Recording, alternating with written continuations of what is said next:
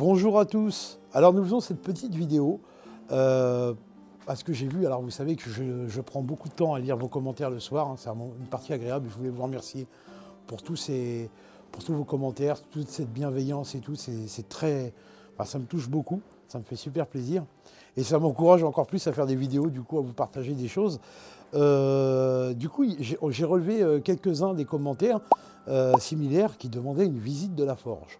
Alors, bah voilà, on va en faire une. C'est vrai que c'est quand même sympa de voir un petit peu tout l'outillage, tout ce qui peut se présenter dans un atelier. Et donc, vous pourrez découvrir la partie un peu plus ancienne et la partie un peu plus moderne de l'atelier. Voilà. Donc, on est parti pour cette visite. On va commencer cette visite par la forge elle-même. Donc, ne regardez pas trop le bordel. Il y a un peu de bordel parce qu'il y a des pinces. Vous savez, quand je travaille, je pose tout à côté de moi comme ça. Deux foyers. Vous en avez un ici, il y en a un là. Celui-là, je m'en sers quasiment jamais, uniquement quand je fais des super grandes pièces. Voilà, donc elle est bâtie avec une hotte. Et il y a une extraction naturelle qui se fait entre la ventilation basse et haute. Et du coup, ça ventile. Donc là, j'ai un étau de forge. Alors l'étau me sert à coincer des pièces pour faire des torsades et autres. J'ai du charbon. Alors j'ai 2 sacs de charbon ici, les autres ils sont stockés un peu plus loin.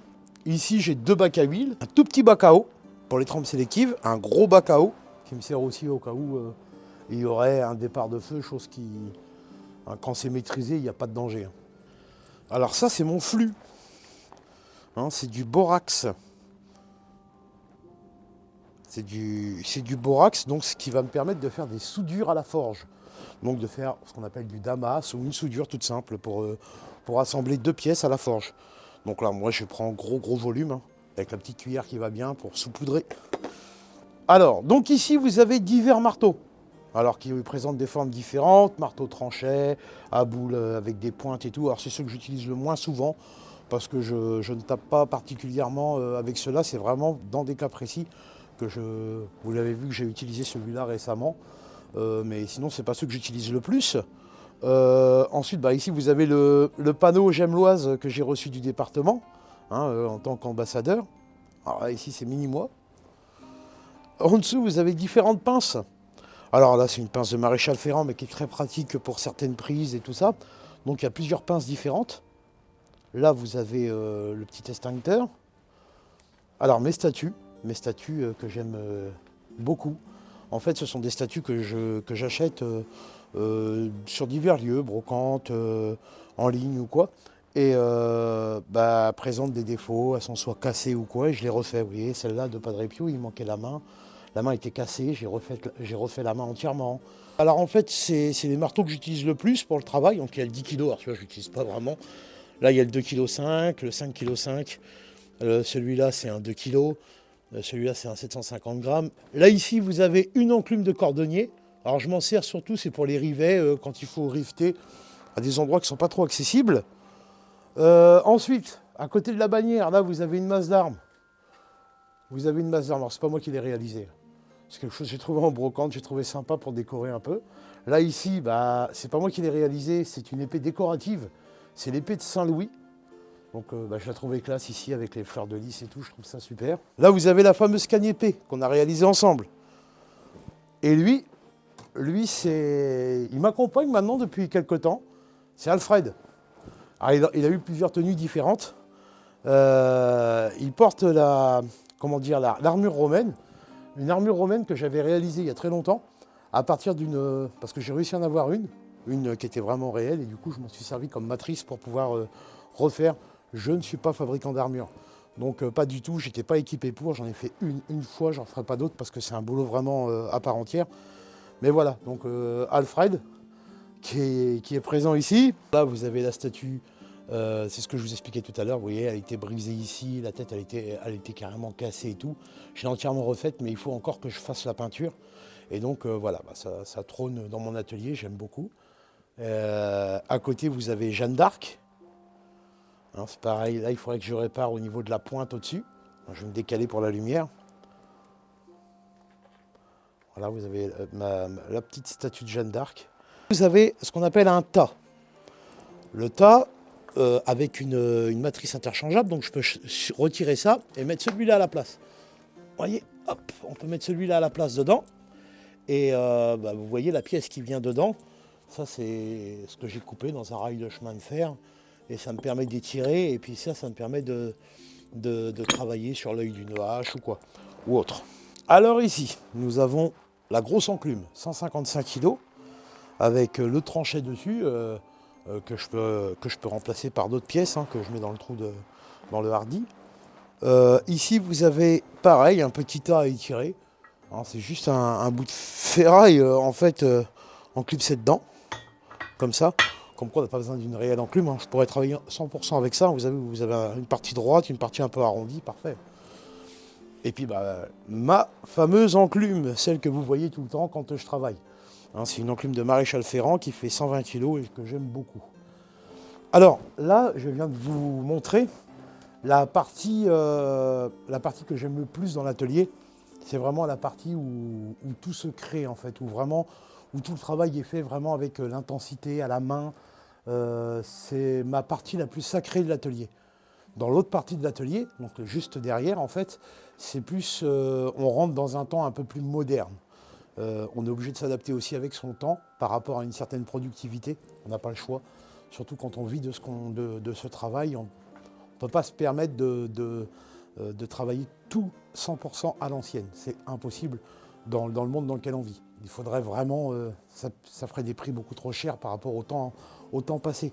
Mais donc cette partie-là, c'est celle que j'aime le plus. Et à chaque fois que je suis amené à venir travailler dans cette partie, c'est là que je porte la tenue. Je ne me mets pas en tenue par rapport à un folklore visuel quand je suis filmé ou quoi. J'ai toujours porté cette tenue avec ou sans que je sois filmé. Parce que c'est vraiment quelque chose qui me tient à cœur, cette partie-là de l'atelier. C'est là où je revais vraiment la peau des anciens. Donc voilà, il y a un caractère, je le fais pour moi avant tout. Bon, nous voici arrivés dans la partie la plus récente de l'atelier. Donc c'est la partie un peu moderne que je vais vous présenter. C'est pas la partie que j'aime le plus. Donc, tout ce qui est finition et tout, c'est pas trop ce que j'aime. Donc là, vous avez tout l'électroportatif et tout ça, une paire de lunettes qui traîne. Hein. Donc vous avez les meuleuses, vous avez visseuses, ponceuses, vous avez scie sauteuse, un poste à souder, mais je ne sais pas m'en servir vraiment. Alors je m'en servais surtout, c'était pour pointer au niveau des trousses, mais j'arrive pas trop, ça me fait trop de laitier et tout ça, j'arrive pas trop à l'utiliser. En dessous de la table, vous avez du charbon, alors, un peu de stock de charbon hein, qui va se présenter ici.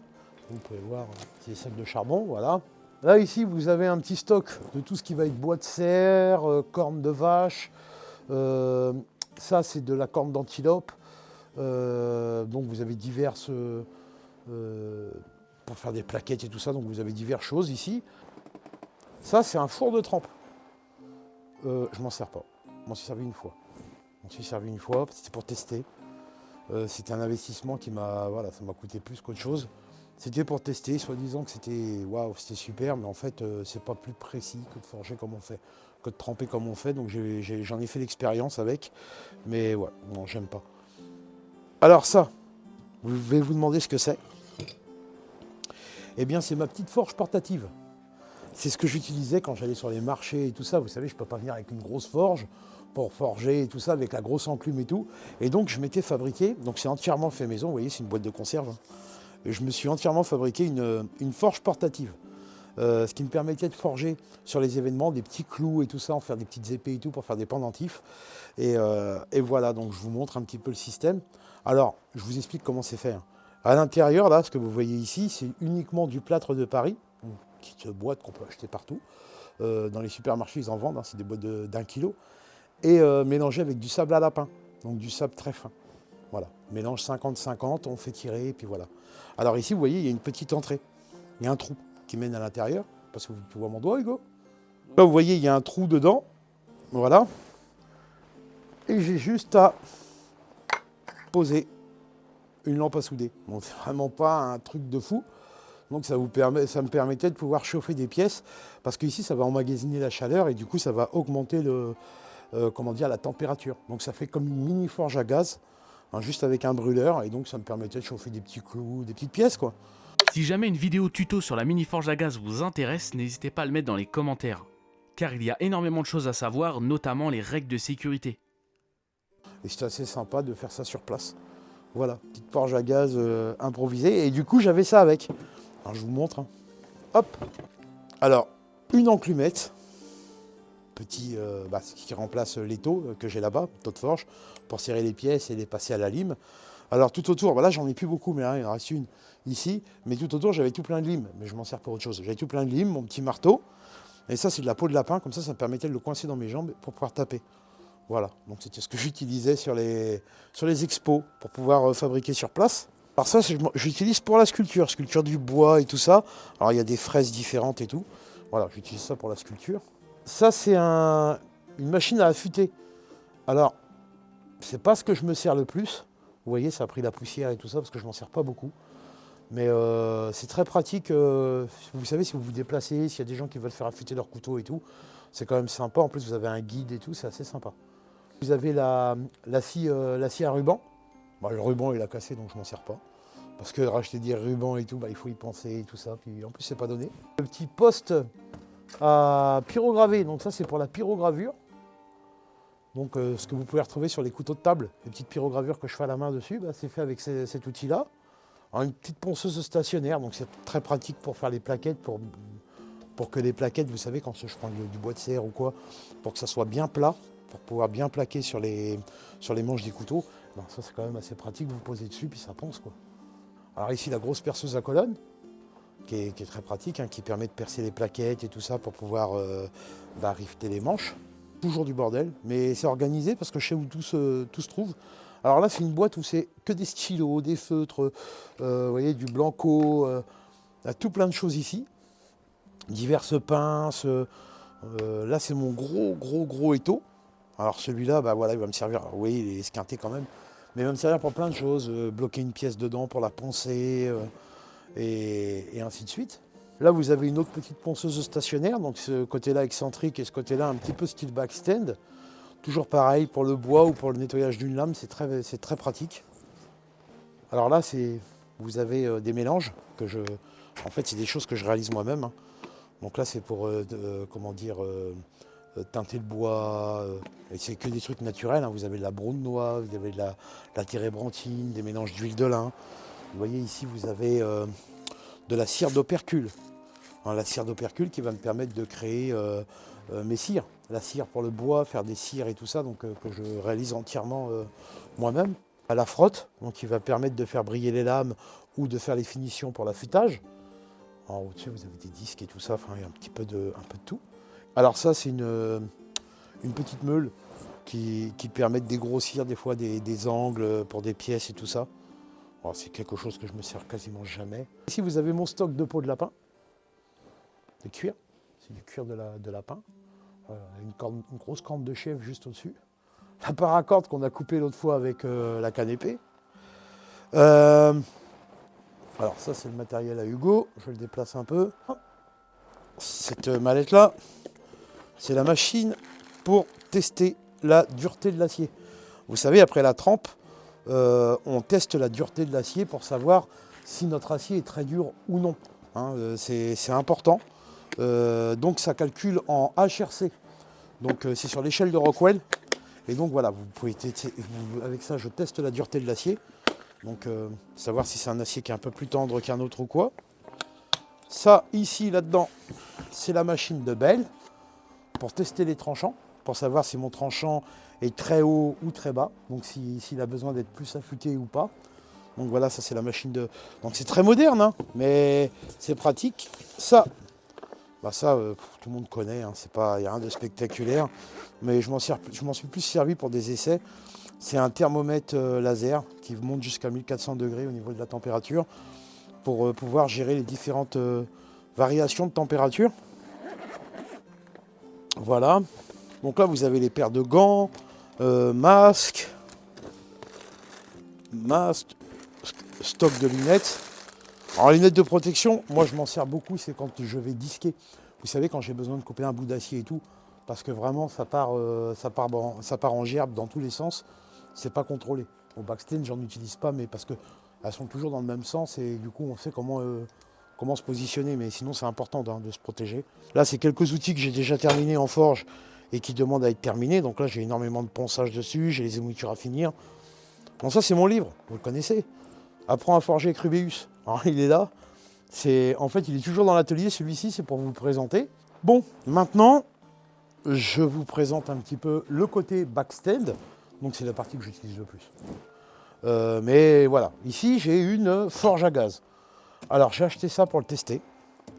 J'ai acheté ça pour tester. Je n'aime pas m'en servir, mais je n'aime pas du tout m'en servir.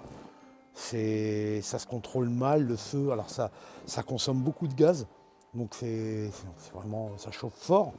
C'est très lumineux, donc on ne peut pas travailler à la couleur. Parce que vous savez, regardez les deux buses là, on voit des flammes qui viennent vraiment éclairer l'intérieur et arriver à distinguer les nuances de couleur de l'acier pour savoir s'ils sont à la bonne température, que ce soit pour une trempe ou quoi. C'est quelque chose d'assez compliqué. C'est beaucoup plus simple de le faire à la forge au charbon et on arrive mieux à contrôler. Moi je trouve que on contrôle beaucoup mieux ici. Et ici, bah, vous n'avez jamais le charbon pour recharger un peu votre acier.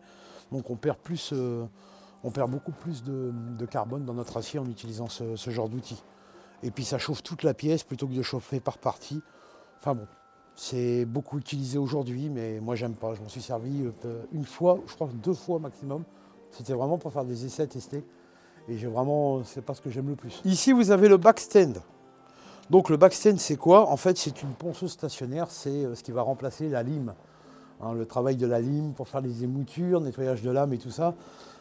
Du coup, c'est ce qui va permettre de gagner un peu de temps et ce qui va permettre aussi de pouvoir être un peu compétitif au niveau des prix parce que quoi qu'on en pense, moi je vis de la fabrication et ça me fait gagner un peu de temps et ça me permet de réduire les tarifs parce que sinon, vous imaginez à la main, faire entièrement une lame à la lime, ça serait très long. Même si moi je préférerais à 200% faire comme ça, moi j'aimerais bien travailler sans électricité à 100%.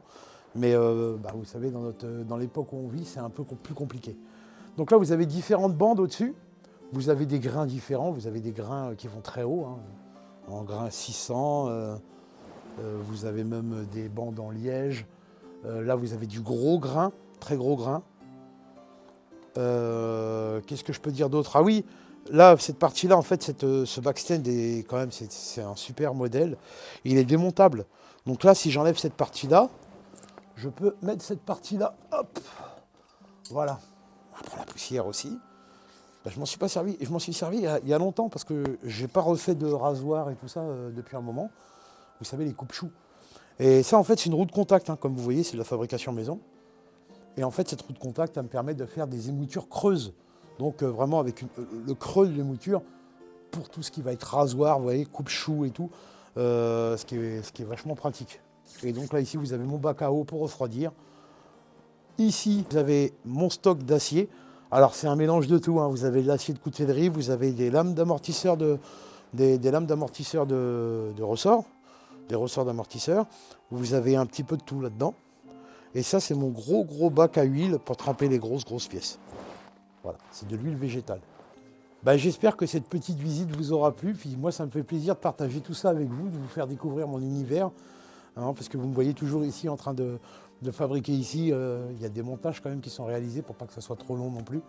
Et du coup, ça me fait plaisir un peu de vous partager mon petit univers.